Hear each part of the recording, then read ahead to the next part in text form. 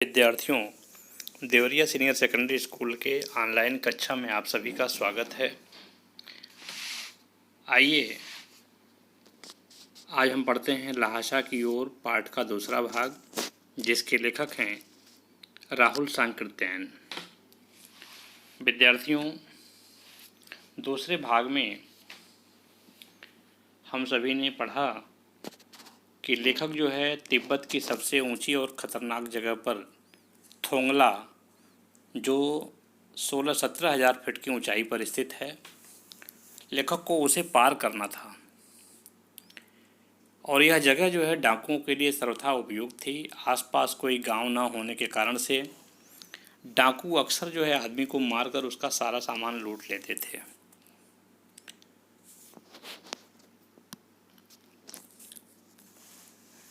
लहाशा की ओर पाठ के लेखक राहुल सांकृत्यायन जी आगे लिखते हैं कि तिब्बत में हथियार का कोई कानून नहीं होने के कारण से लोग निर्भीक होकर के पिस्तौल और बंदूक लेकर घूमते रहते हैं।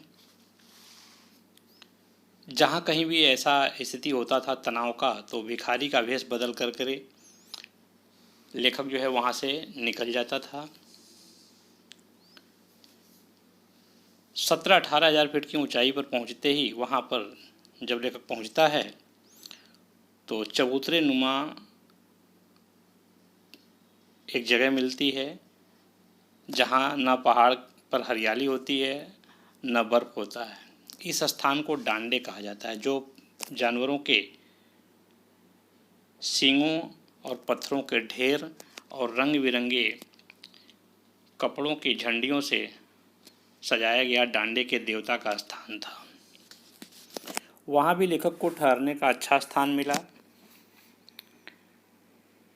रात में उसे लंगकोर में उसे चाय, सत्तू और थुप्पा नामक पेय पदार्थ खाने को मिला। आइए लहाशा की ओर पाठ के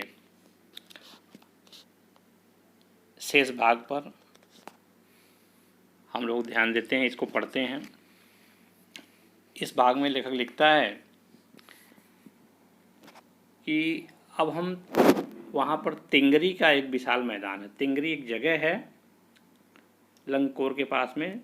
तो तिंगरी के विशाल मैदान में थे, जो पहाड़ों से घिरा हुआ टापू सा मालूम होता था, जिसमें दूर एक छोटी सी पहाड़ी मैदान के भीतर दिखाई पड़ती है। उसी पहाड़ी का नाम है तिंगरी समाधिगिरी। उस पहाड़ी का नाम है तिंगरी समाधिगिरी। आसपास में जो गांव है वहाँ भी सुमति के कितने यजमान थे। यजमान का अर्थ है शिष्य।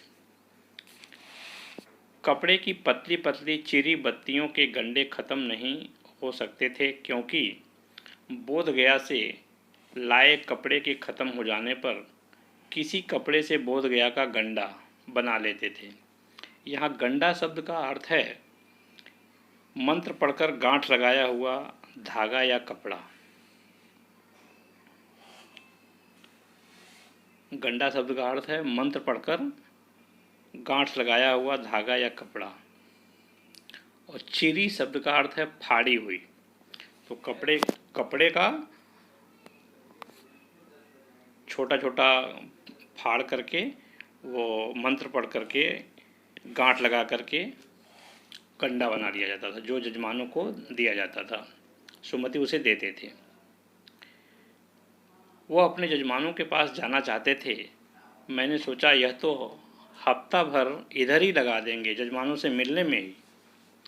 मैंने उनसे कहा कि जिस गांव में आपको ठहरना हो उसमें भले ही गंडे बांट दो, मगर आसपास के गांवों में मत जाओ। इसके लिए आपको जजमानों से जो पैसे मिलते हैं मैं उसे लहासा पहुँच कर के रुपये दे दूँगा। सुमति ने स्वीकार कर लिया। दूसरे दिन हमने भरिया ढूंढने की कोशिश की। यहाँ भरिया शब्द का अर्थ है भारवाहक, जो सामानों को ढोने का काम करते हैं, लेकिन कोई नहीं मिला। सवेरे ही चल दिए होते तो अच्छा था, क्योंकि सुबह में धूप कम होती थी। लेकिन अब जो है 10-11 बजे की तेज धूप में चलना पड़ रहा था। तिब्बत की धूप भी बहुत कड़ी मालूम होती है। यद्यपि थोड़े से मोटे कपड़े से सिर को ढक ले तो गर्मी ख़त्म हो जाती है। आप 2 बजे सूरज की ओर मुंह करके चल रहे हैं तो सीधा धूप जो है ललाट पर पड़ता है, जिससे ललाट जो है धूप से जल रहा है, और पीछे का कंधा धूप सामने ललाट पर पड़ रहा है, इसलिए ललाट धूप से जल रहा है, और पीछे का कंधा जिधर धूप नहीं है वो बर्फ़ के कारण से ठंडा हो रहा है। फिर हमने पीठ पर अपनी अपनी चीज़ें लादी, डंडा हाथ में लिया और चल पड़े। पहाड़ों की ऊंचाई को चढ़ने के लिए लोग हाथ डंडा भी ले जाते हैं। यद्यपि सुमति के परिचित तिंगरी में भी थे। यहाँ पर सुमति के परिचित तिंगरी में भी थे, लेकिन वह एक यजमान से मिलना चाहते थे, इसलिए आदमी मिलने का बहाना करके शेकर विहार की ओर चलने के लिए कहा। तिब्बत की जमीन बहुत अधिक छोटे बड़े जागीरदारों में बटी है। इन जागीरदारों का बहुत ज़्यादा हिस्सा मठों विहारों के हाथ में है। अपनी अपनी जागीर में हर एक जागीरदार कुछ खेती खुद भी करता, जिसके लिए मजदूर बेगार मतलब है कि फ्री में, बिना मजदूरी दिए मजदूर मिल जाते हैं।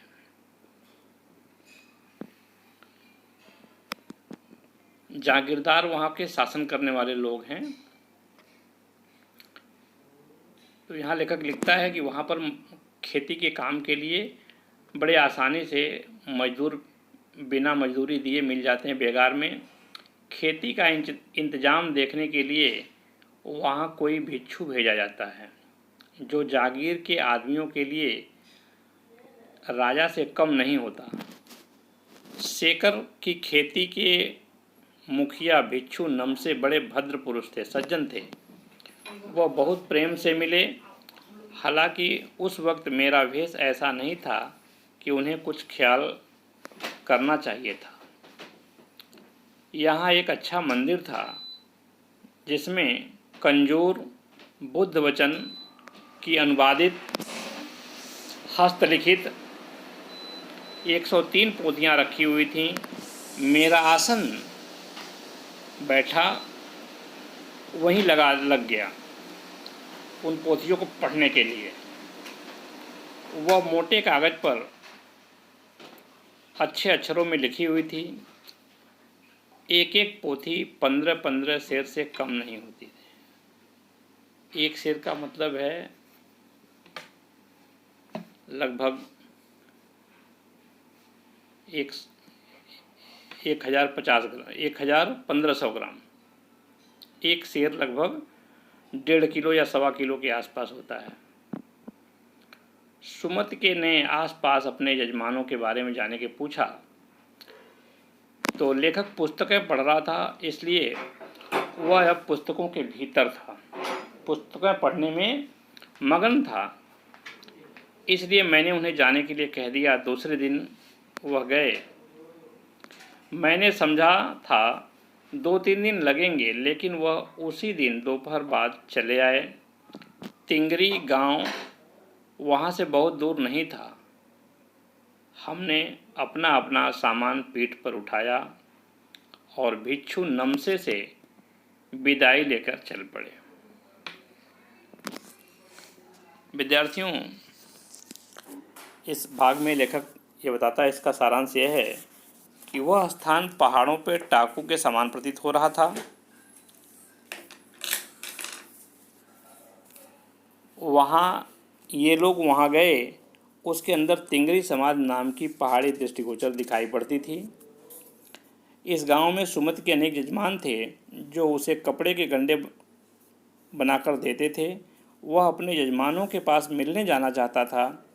उसमें 1 सप्ताह तो लग ही जाता। अतः लेखक ने सुमति से कहा कि और कहीं न जाकर इसी गांव में गंडों का वितरण करें।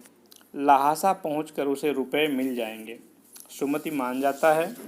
दूसरे दिन उसे अपनी पीठ पर सामान लादकर चढ़ना पड़ा, क्योंकि उस दिन उन्हें कोई मजदूर नहीं मिला। धूप तेज और अजीब सी थी, पर फिर भी वे चलते रहे।